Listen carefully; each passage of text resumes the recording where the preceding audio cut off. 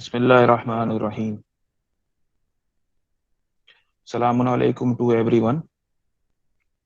سب سے پہلے تو میں قاسم عباس کاظمی بھائی کا شکریہ ادا کروں گا، اور مولانا کمیل اصغر صاحب کا اور منموہن سادانہ صاحب کا کہ انہوں نے اس ویبینار کو جوائن کیا، اور تمام لوگوں کا جو اس وقت آن لائن ہے، ویبینار میں شریک ہیں، ان سب کا جو ہے میں شکریہ ادا کرتا ہوں.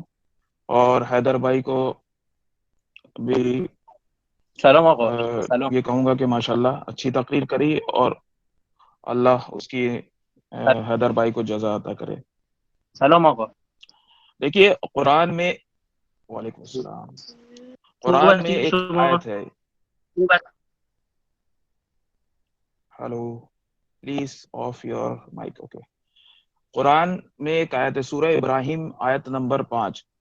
اللہ فرماتا ہے، اور ہم نے موسیٰ کو اپنی نشانیوں کے ساتھ بھیجا کہ اپنی قوم کو ظلمتوں سے یعنی اندھیروں سے، ڈارکنیس سے نور کی طرف نکال کر لے جائیں، اور انہیں خدائی دنوں کو یعنی ایام اللہ کو، یعنی ڈیوائن ہسٹری کو، یعنی الہی تاریخ کو یاد دلائیں کہ بے شک اس میں تمام صبر کرنے والے اور تمام شکر کرنے والوں کے لیے نشانیاں ہیں. اللہ نے جو اس آیت میں یہ کہا کہ ایام اللہ یعنی ڈیوائن ہسٹری کو یاد دلائیں، اللہ الہی تاریخ کو یاد دلائیں. موسیٰ علیہ السلام کو حکم دیا اپنی قوم کو ڈیوائن ہسٹری کے بارے میں بتایا، اور تاریخی الہی تاریخ لوگوں تک پہنچائیں. تو امام خمینی نے بھی جب اپریل 1979 میں ریولوشن کامیاب ہو گیا، تو اس دن کو آپ نے، جب کانسٹیٹیوشن اسٹیبلش ہو گیا 1979 میں اسلامک یا ایران کا جو بھی کانسٹیٹیوشن تھا، تو آپ نے اس کو بھی اس دن سے تعبیر کیا، یعنی الہی دن قرار دیا. اور ابھی جب قاسم سلیمانی کی شہادت ہوئی، اس کے بعد جب رہبر نے اسپیچ دی تھی، آیت اللہ خامنائی نے جب اسپیچ دی تھی، تو ان دنوں کو بھی آپ نے بھی ایام اللہ سے تعبیر کیا اور کہا کہ یہ ایام اللہ ہیں. قاسم سلیمانی کی شہادت کے دن جو ہیں وہ ڈیوائن مطلب کہہ سکتے ہیں کہ دن ہے یا تاریخ ہے. وہ اس پوسٹر میں نے جو چیز دیکھی اور وہ یہ تھی کہ اگر امام خمینی نہ ہوتے تو آیا کیا یہ کسی پرسنالٹی کی پیروی ہے، یا ہمارا تعلق اس کی تھاٹ سے ہے. بیسیکلی یہ تھاٹ سے ہے. ہم جس چیز کو کہہ رہے ہیں کہ اگر یہ تھاٹ نہ ہوتی تو ایران کا کیا آج مقام ہوتا، یا اس وقت دنیا میں یا مڈل ایسٹ میں، اس خطے میں، اس ایریے میں اس وقت کیا سچویشن ہوتی. بیسیکلی یہ ہیڈنگ کا مقصد ہے جو ہم سمجھ سکتے ہیں. تو یہ بیسیکلی یہ ایک تھاٹ کو سمجھنا ہے کہ ایک شخص جو اپنی سوچ لے کر چلا اور اس نے ایک بہت بڑا انقلاب جو ہے وہ انقلاب لایا، اور وہ انقلاب کامیاب ہوا، تو وہ سوچ کیا ہے. اچھا، اس سے پہلے ہم کو کیا کرنا ہوگا کہ ہمیں ایران میں کیا حالات تھے 1979 سے پہلے، یعنی اسلامک ریولوشن آف ایران جو ہے، اس کے آنے سے پہلے ایران کے کیا حالات تھے، اس بیک گراؤنڈ کو دیکھنا پڑے گا، وہاں کی سچویشن کو سمجھنا پڑے گا. دیکھیے سب سے پہلے ایران میں بادشاہت تھی، یعنی مونارکی تھی. یہ کہا جاتا ہے کہ 2500 سال پرانا ایک ان کا اپنا چلا آ رہا تھا، جیسے ہوتا نا پرشین امپائر کا ایک بادشاہت در بادشاہت. دوسری چیز وہاں پہ کیا ہوا کہ ماڈرنائزیشن بہت زیادہ تھا. ماڈرنائزیشن صرف یہ نہیں تھا کہ ایجوکیشن میں ماڈرن ہو گئے تھے وہ، بلکہ ان کے پہناوے میں، ان کے رکھ رکھاؤ میں بھی ماڈرنائزیشن تھا، ساتھ میں ویسٹرنائزیشن تھا. مطلب کلچرل جو تھا ایران، ویسے تو وہاں پہ مسلمز پائے جاتے تھے، مگر ان کا جو کلچرل تھا، کوئی بھی انسان دیکھ کے یہ نہیں کہہ سکتا تھا کہ یہ مسلمز لوگ ہیں، یہ مسلم کنٹری ہے. تو ویسٹرنائزیشن بہت زیادہ تھا وہاں پہ. ڈس ریگارڈ فار ریلیجن تھا وہاں پہ. اسلامی اقدار کا نہ ہونا، یعنی اسلامک ویلیوز کا نہ ہونا وہاں پر موجود تھا. سوشل انجسٹس بہت زیادہ تھا ایران میں. پھر کیا ہوا کہ جب 1951 1953 میں محمد مصدق کر کے پرائم منسٹر بنے، تو انہوں نے کیا کیا، اچھا وہاں پہ کیا تھا، امریکہ اپنا ہولڈ کر رہا تھا، جیسے ایک سامراجیت کو پھیلا رہا تھا. پسے پردہ امریکہ حکومت کرنا چاہ رہا تھا وہاں پر، یا ویسٹرن کنٹریز حکومت کرنا چاہ رہی تھی. تو اس کا ہم صرف ایرانی نہیں بلکہ ہر جگہ اور آج بھی کسی بھی کنٹری کو جب کسی دوسری کنٹری پہ حکومت کرنا ہوتی ہے تو وہ اپنے کلچر کو بھی امپوز کرتے ہیں اس ملک میں. تو ساتھ میں کیا ہوا کہ جب 1951 to 1953 محمد مصدق ایک پرائم منسٹر جو 35ویں پرائم منسٹر بنے ایران کے, انہوں نے جو آئل فیلڈ وہاں پہ امریکہ یا جو ویسٹرن کنٹریز تھی انہوں نے جو اسٹیبلش کری تھی ان کو وہ ایرانی کرنے میں لگ گئے, یعنی نیشنلائزیشن آف پیٹرولیم انڈسٹری یوں کہہ سکتے تھے, جس سے وہ ایران کو فائدہ ہوتا. اور اس طرح سے اس چکر میں برٹش کی MI6 خفیہ ایجنسی, انٹیلیجنس سیکرٹ سروسز جو ان کی ہوتی ہے MI6 برٹش کی, اس نے CIA کے ساتھ, امریکہ کی CIA کے ساتھ مل کر اس پرائم منسٹر کو ہٹا کر اور رضا شاہ پہلوی کو 1953 میں بیٹھا دیا تاکہ وہاں کی جو آئل فیلڈ ہے, جو ریسورسز ہیں, ہم اس پہ قبضہ کر سکیں, ٹھیک ہے, اور اس کے ذریعے ہم فائدہ اٹھائیں, ہماری سامراجیت پھیلے, بیسیکلی ہم اپنا کلچر امپوز کریں, ہم جو چاہیں وہ کریں ایران میں. تو اس کے بعد جب 1953 میں رضا شاہ پہلوی بیٹھا اور اس کے بعد اس نے وہ کام کرنے شروع کیے جو کہ امریکہ اور ویسٹرن کنٹریز کے فیور میں تھے. 1963 میں سب سے پہلے امام خمینی نے اس کے خلاف مخالفت کری اور پروٹیسٹ ہوا کہ یہ چیز صحیح نہیں ہو رہا, اور اس کی وجہ یہ بھی تھی کہ کوئی وائٹ موومنٹ یا وائٹ ریولوشن کے نام سے رضا شاہ پہلوی نے انٹروڈیوس کرنے کی کوشش کری تھی. اب اس میں وہ کچھ کہتے کچھ اور تھے, مگر جیسے اکثر یہ ہوتا ہے کہ بہت سے حاکم یا حکمراں یا بادشاہ پبلک کو دکھانے کے لیے تو مطلب کچھ الگ ٹائٹل دیتے تھے, بٹ اس کا نقصان ہی اس عوام کو ہوتا تھا. تو 1963 میں جب امام خمینی نے اس کرپٹ گورنمنٹ کے خلاف جو ہے آپ نے قیام کیا, پروٹیسٹ کیا, بولے, لکھے, اس کے بعد یہ بھی تھا کہ جو وہاں پہ آئل, اب جیسے کہیں پہ ایک ریسورس ہے, اس ریسورسز کا اگر فائدہ وہیں کے ملک کے عام پبلک کو نہیں ہو رہا, غریبوں کو نہیں ہو رہا, تو کوئی فائدہ نہیں ہے. اور وہاں پر یہی ایک ایسا کام ہو رہا تھا. اس کے بعد اور جو پولیٹیکل پارٹیز تھی انہوں نے بھی مخالفت شروع کر دی رضا شاہ پہلوی کی. مگر ہوا کیا کہ 1975 میں رضا شاہ پہلوی نے تمام پولیٹیکل پارٹیز کو بین کر دیا, ختم کر دیا, سوائے اپنی پارٹی کے. مطلب اس نے یہ بھی نہیں چاہا کہ کسی بھی طرح کی پولیٹیکل پارٹی ہو اور وہ ایز اے مطلب پرائم منسٹر بھی بنے, ان کے یہاں کا کوئی پرائم منسٹر بنے, ایسا بھی نہ ہو. اس کے بعد انہوں نے کیا کرا کہ جو پولیٹیکل پرسنالٹیز تھی ان کو جیلوں میں ڈالا, ساتھ میں سینسرشپ امپوز کر دیا, یعنی کیا تھا کہ میڈیا کو بھی کنٹرول میں لے لیا. تو یہ 1977 تک کے حالات تھے.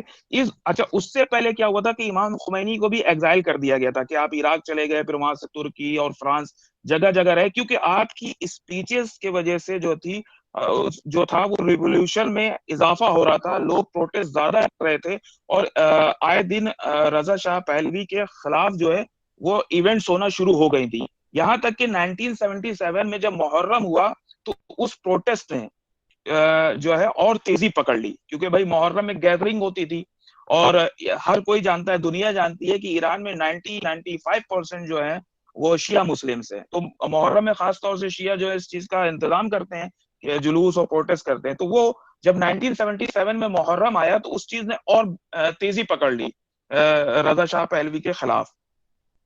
اس کے بعد رضا شاہ پہلوی, اچھا, امام خمینی جو عراق یا فرانس جہاں اتنے دن ایگزائل رہے, وہاں سے آپ ریڈیو کے ذریعے یا جیسے بھی لکھنے کے ذریعے, پڑھنے کے ذریعے, جو بھی ہے, آپ لوگوں کے ذہن کو اجاگر کرتے رہے, سمجھاتے رہے اور لوگوں کو آگاہ کرتے رہے.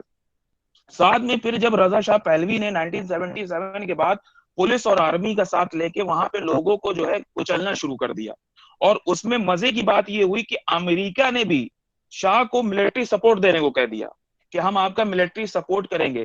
یہ اس بات کی بھی دلیل ہو رہی تھی کہ امریکہ اپنا جو ہے وہ انٹرسٹ دکھا رہا تھا, شو کر رہا تھا, وہ چاہ رہا تھا کہ ہم مداخلت کریں, اور اچھا خاصا اس کا دخل تھا ایران میں. وہ ہم دیکھ سکتے ہیں, اگر ہم آج انٹرنیٹ کا بھی زمانہ ہے, ویڈیوز بھی دیکھ سکتے ہیں اور انفارمیشنز کو حاصل کر سکتے ہیں. پھر مگر ہوا کیا کہ کئی لوگ اس میں شہید ہوئے, مارے گئے.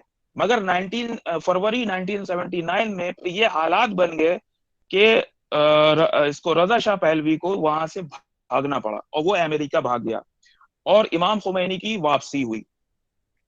امام خمینی جو تھے وہ جب آئے اور اپریل میں ایران کا جو کانسٹیٹیوشن تھا وہ اسٹیبلش ہو گیا اپریل 1979 کو. تو 1 اپریل 1979 کو جس میں 98% ووٹ جو تھے فیور میں آئے اسلامک ریولیوشن کے یا اس کانسٹیٹیوشن کے، جس کو خود خمینی صاحب نے اپنے لیٹرز میں بھی اور جو ان کی سینگز ہے اس میں ہے کہ اس کو بھی آپ نے ڈیوائن ہسٹری یا ایام اللہ سے جو ہے ملایا ہے، تعبیر کیا ہے. دیکھیے جب نئی گورنمنٹ آئی، اچھا ایک سب سے بڑی چیز سمجھنے کی ہے کہ امام خمینی کا فوکس کس چیز پہ تھا. امام خمینی کی اگر آپ زندگی دیکھیے یا ان کے عمل دیکھیے تو آپ کو دو چیزیں بہت زیادہ دکھائی دیں گی. ایک یہ کہ آپ نے خدا پر، ایشور پر، اللہ پر بہت زیادہ توکل کیا اور لوگوں کو بھی چاہا کہ وہ اللہ پر توکل کریں، ہر معاملات میں جو ہے ایشور پہ، خدا پر جو ہے وہ توکل کریں. اور ساتھ میں آپ نے ظالموں کے خلاف بہت زیادہ آپ خلاف تھے اور لوگوں کو یہ احساس دلایا کہ جہاں بھی ظلم ہو رہا ہے اس کے خلاف آپ لوگ اٹھیں، بولیں اور عملاً بھی کچھ کام کریں. تو یہ ایک بہت بڑا فوکس تھا کہ توحید پر یا ظالموں کی حکومت کے خلاف بولنا. اور اگر ہم قرآن بھی دیکھیں گے اور انبیاء کی اور ائمہ کی ہسٹری بھی دیکھیں گے، ان کی سیرت دیکھیں گے یا قرآن سے جو ہم حاصل کریں گے، اس سے بھی ہمیں یہ صاف صاف نظر آتا ہے کہ انبیاء کا بھی یہی کام تھا، یا تو الہی توحید یعنی ونس آف گاڈ کی طرف لوگوں کو دعوت دینا کام تھا کہ وہ اللہ سے لوگوں کو جوڑیں، یا پھر یہ تھا کہ جو وہاں پہ اس وقت جو بھی تھا، سامراجیت تھی یا منارکی تھی، بادشاہت تھی یا ظالم کی حکومت تھی، اس کے خلاف وہ اقدام کرتے تھے. اور امام خمینی نے ہیومن ویلیوز پہ یعنی اس پہ زور دیا، ساتھ میں سوشل جسٹس پہ بہت زیادہ آپ نے جو ہے وہ زور دیا. یہی وجہ ہے کہ جب یہ کانسٹیٹیوشن اسٹیبلش ہوا تو ہم دیکھتے ہیں کہ ایران میں پریزیڈنٹ ہونا یعنی پریزیڈنٹ شپ کا ایک قانون ہوا، پارلیمنٹ بھی بنی اور ساتھ میں ہمارے الیکشن کا سسٹم بھی شروع ہوا. اور پارلیمنٹ میں جہاں تک میں نے پڑھا ہے شاید 285 سیٹس ہیں، اس 285 سیٹس میں 8% ویمن ہیں، یعنی عورتیں بھی وہاں پارلیمنٹ میں ہیں. تو 8% ویمن ہیں، ساتھ میں وہاں پہ 4 to 5% are minorities and mostly they are Zoroastrians, Judaism اور Christians. یا تو وہ یہودی ہیں یا وہ پارسی ہیں یا عیسائی ہیں، اور وہ سب ملا کے مشکل سے ایران کی 5% بھی نہیں ہے پاپولیشن.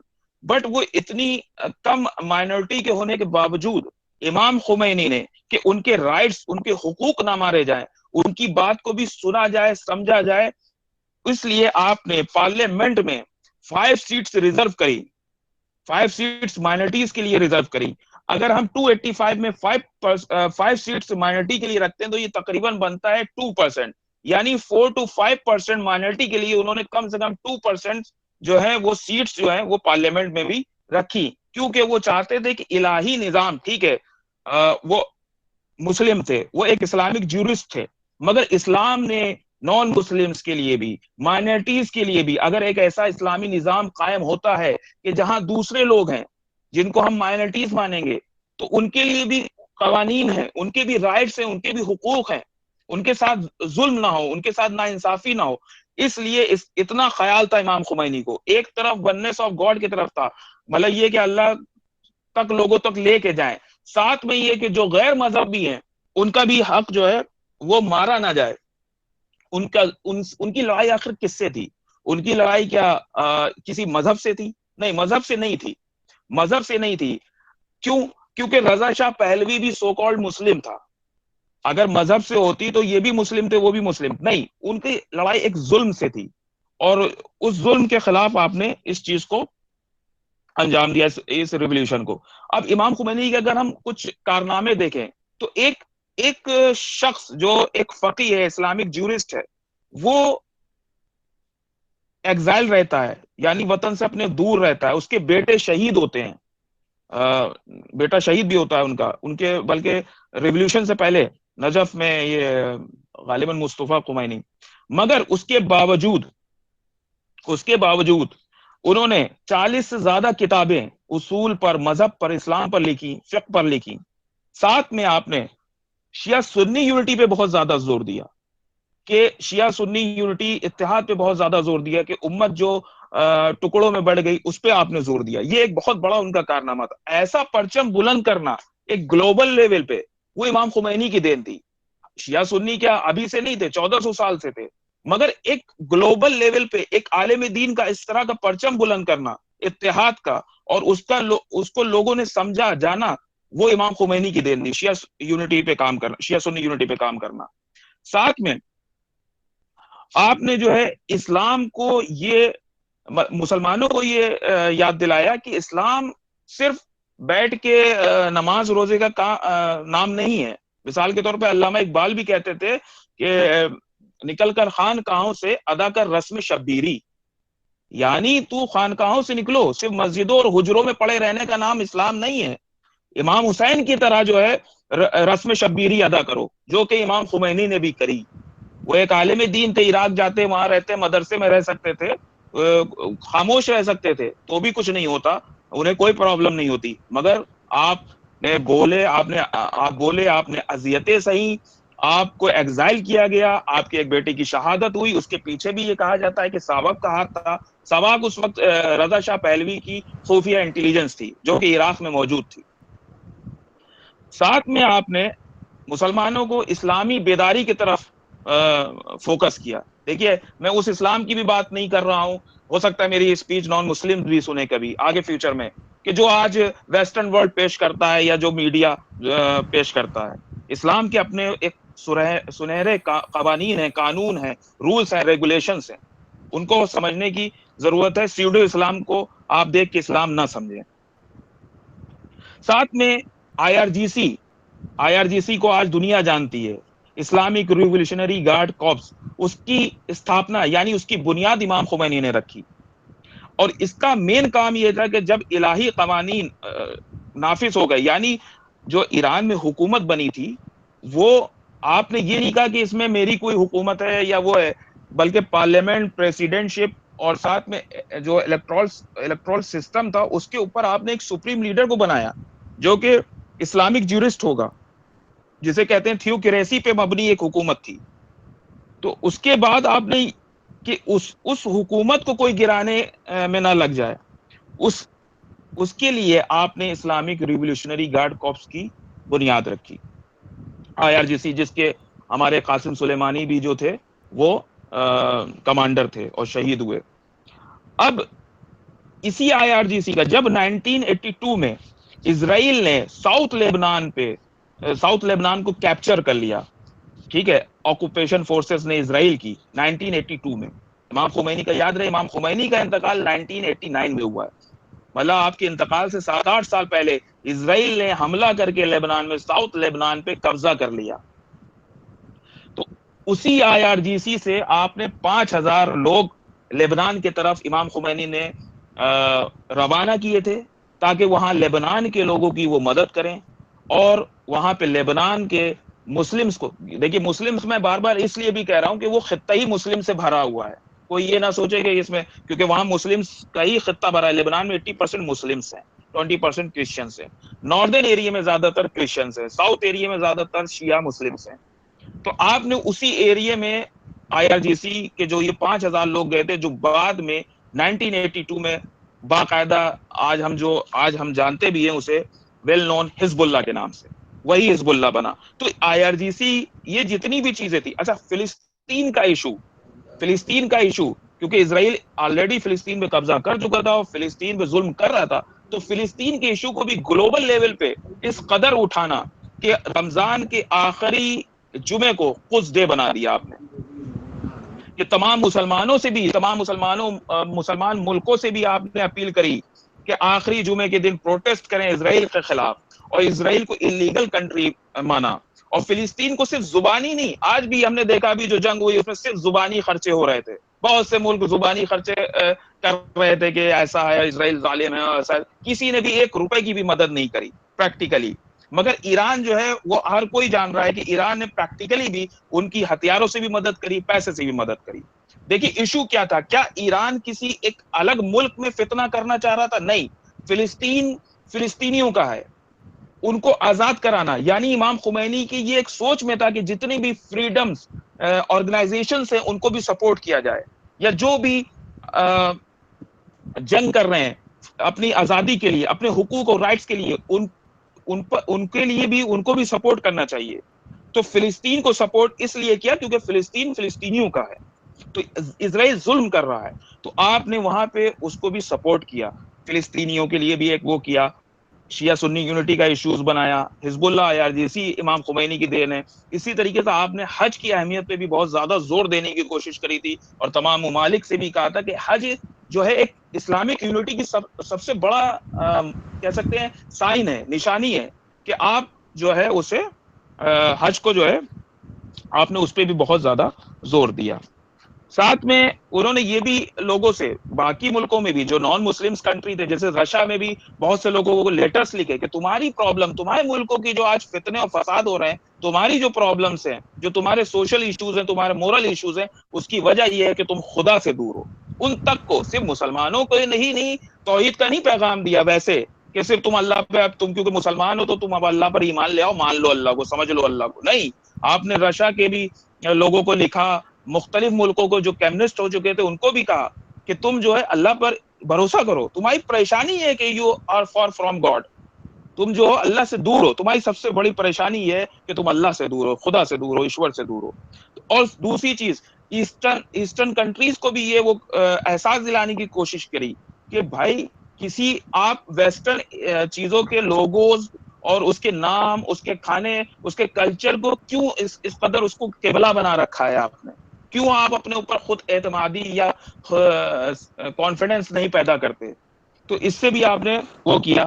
اور میں خود بتاؤں, جب میں 2012 میں گیا تھا, مجھے ایئرپورٹ پہ ایک ایرانی ملا, اس نے یہ بات ایسے ہی ہونے لگی, تو وہ ہی واز انجینئر, وہ انجینئر تھا, وہ بھی وہ چائنا جا رہا تھا. اس نے ایک بہت اچھی بات کہی, اس نے یہ کہا کہ you know we are very civilised people, ہم ایک سیولائزڈ پیپل, ہم پہ اتنے سینکشنز لگے ہوئے ہیں. اب یہ جو کنٹری ایک بنا اس پہ اتنے سینکشنز لگا دیے, اور کہنا چاہ رہا تھا کہ ہم دکھاتے دنیا کو کہ ہم لوگ کون ہیں, دنیا میں پہچانتی کہ ہم لوگ کون ہیں اگر ہم پہ سینکشنز نہ ہوتے. تو اس کے باوجود آج Iran arrow space science industries میں ایک اپنا مقام رکھتا ہے. یونیورسٹیز ریولیوشن سے پہلے اور اب میں آپ کمپیئر کریے, لٹریسی ریٹ ایران کا 90% کے قریب ہے, جبکہ پہلے جو تھا مشکل سے 36-35% تھا ریولیوشن سے پہلے. نینو ٹیکنالوجی میں ایران کا ایک اچھا مقام ہے, بلکہ کچھ سال پہلے 4th رینکنگ پہ تھا ایران. نیوکلیر انرجی میں بھی اس کا بہت بڑا مقام ہے. حالانکہ خامنائی نے, آیت اللہ خامنائی نے فتویٰ دیا ہے, ڈگری دیا اگینسٹ نیوکلیر بامبس اور نیوکلیر میزائلز, مگر نیوکلیر انرجی میں ایران کا ایک اپنا مقام ہے. ان کے اندر کیپیبلٹیز ہیں کہ وہ نیوکلیر سے ریلیٹڈ جتنی بھی چیزیں اس کو حاصل کر سکیں یا بنا سکیں. تو بس اب وقت بھی ہو گیا ہے, تو یہ سب چیزیں اگر دیکھی جائیں تو اگر اس کی بنیاد دیکھی جائے, اس کا بیج دیکھا جائے, تو وہ امام خمینی کی شخصیت ہے. تو اللہ امام خمینی پر رحمت نازل کرے اور ہم سب کو توفیق دے کہ ہم لوگ بھی امام خمینی کو زیادہ سے زیادہ پڑھیں, سمجھیں اور اس پر عمل کرنے کی توفیق اللہ ہم سب کو دے. اور شکریہ آپ سب کا. السلام علیکم ورحمۃ اللہ وبرکاتہ.